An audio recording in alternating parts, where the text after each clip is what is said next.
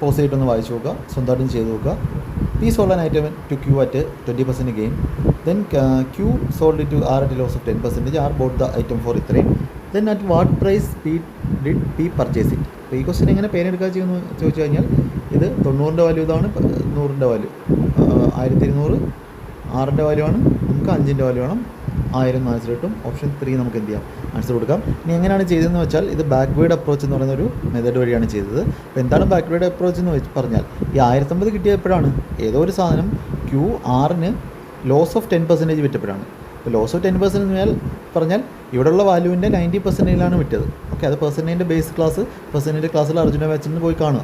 Okay, Arjuna batch എന്ന് പറയുന്ന batch ഉണ്ട്, അത് പോയി കാണുക. Okay, yes. അപ്പോൾ 90% വാല്യൂ ആണ്, ഇവിടുത്തെ 90% 1050 ബൈ 9 ചെയ്യുമ്പോൾ 12 കിട്ടും. 100% എന്ന് പറഞ്ഞാൽ 1200 കിട്ടും. അപ്പോൾ അത് ഇവിടുത്തെ വാല്യൂ ആണ്. 1200 20% ഗെയിനാണ്. അതെന്ന് വെച്ചാൽ 6 ആണ്, 5ൻ്റെ വാല്യൂ എത്ര കിട്ടും, 1000 കിട്ടും.